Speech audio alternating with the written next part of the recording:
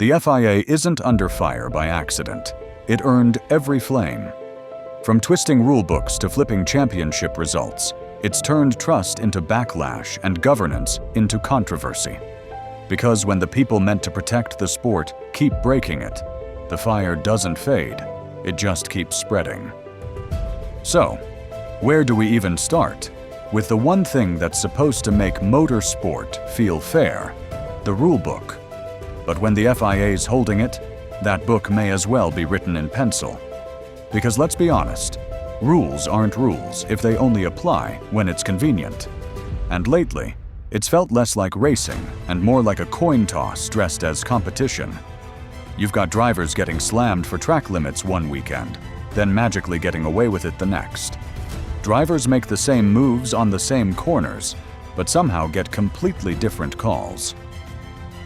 In 2022 alone, teams filed over 100 official requests for rule clarification, not to cheat the system, just to figure out what the system even is. That's how far the trust has fallen. When stewards hand out penalties like it's a guessing game, both fans and drivers start losing faith. And suddenly, nobody's racing the other cars. They're racing the inconsistency. And all that rulebook chaos finally blew up. In the one race, the FIA couldn't afford to mess up.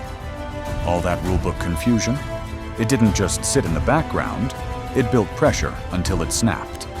And it snapped at the worst possible moment, the 2021 Abu Dhabi Grand Prix. What should have been the epic finale to a historic season became the most controversial race in modern F1. With a world title hanging in the balance, the FIA threw out its own procedures. Michael Masi changed the restart rules on the spot, waved through just 5 cars, and gave Max Verstappen an uncontested run at Lewis Hamilton.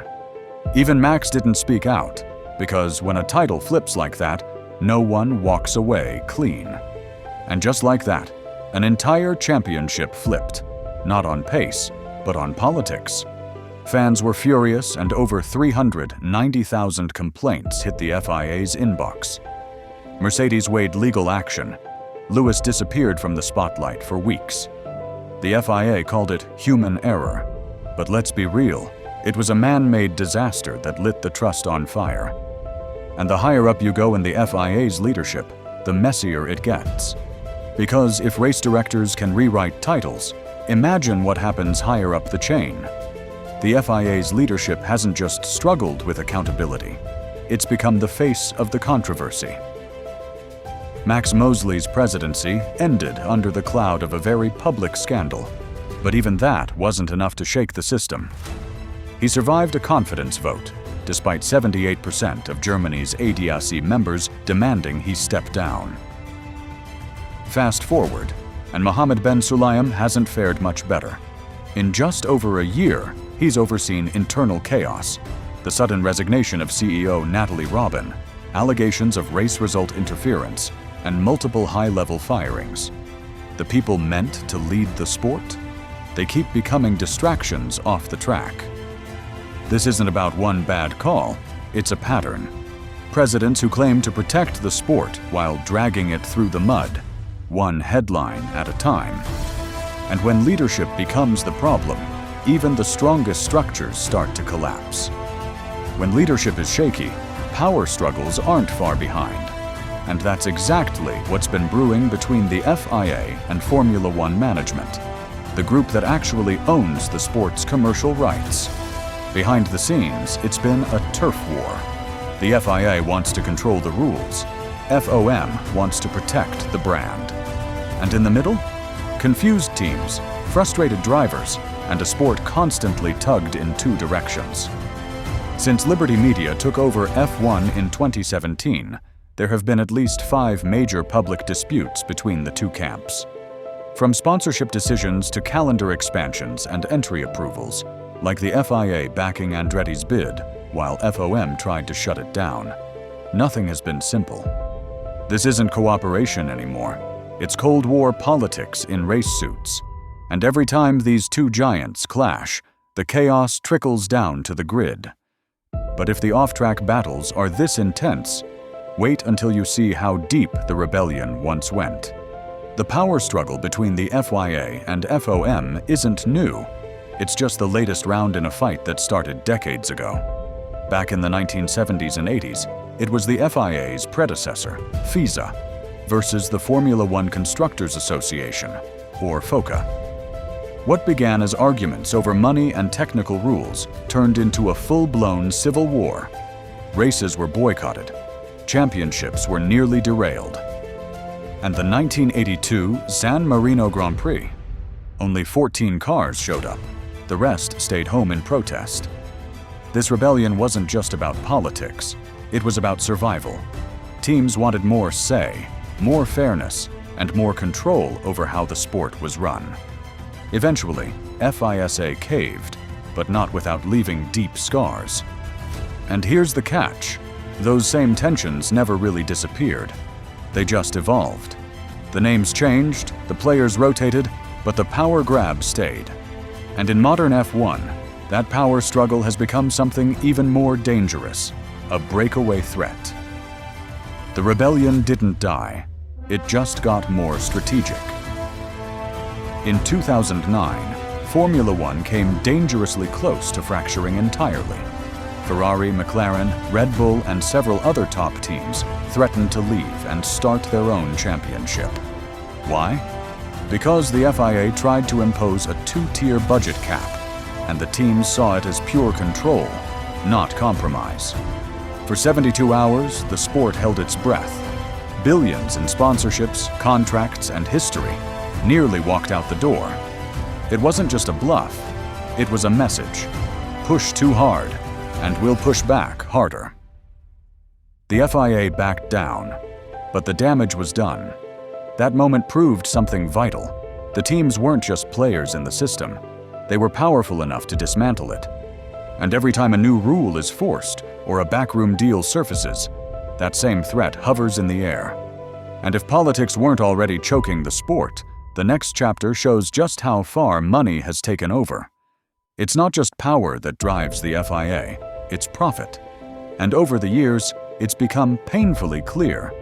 When money talks, sporting integrity walks. You don't have to look far.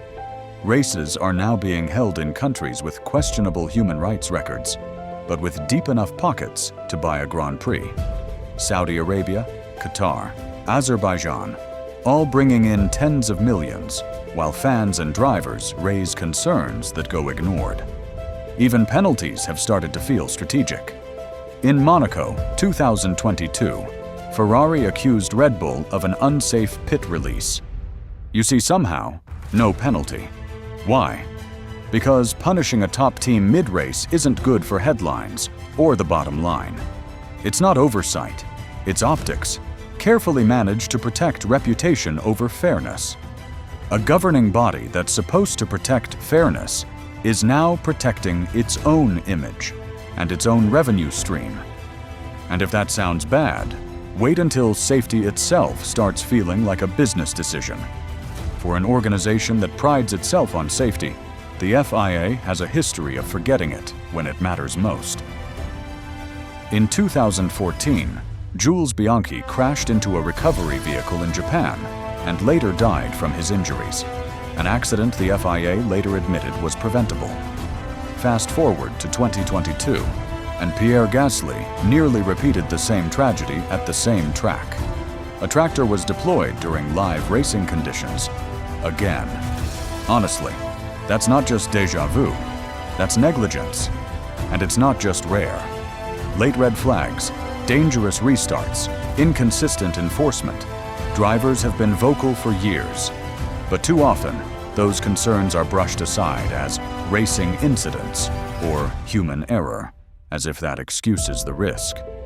The FIA says safety is non-negotiable, but the decisions, they keep proving otherwise.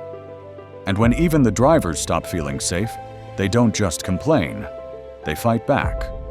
At some point, even the most composed drivers stopped staying quiet, and that point came fast. When the FIA failed to listen, the grid found its voice. Sebastian Vettel walked out of a stewards' meeting after raising safety concerns. Lewis Hamilton wore rainbow gear in countries where it wasn't just controversial, it was defiant. Despite the warnings and investigations, neither of them backed down. Because this wasn't just about racing anymore, it was about fairness, transparency, and the accountability the FIA claims to uphold, but rarely proves. And when that message hits the grid, it doesn't stop there. Because it's never just about who wins, it's about how. And if every race starts to feel like a PR stunt, where rules shift and no one's held accountable, people don't just lose interest, they lose faith. And if the FIA doesn't fix the system soon, it won't just be under fire, it'll be standing in the ashes of the trust it burned. Subscribe if you're done with the cover-ups, because the FIA fire isn't out, and we're just getting started.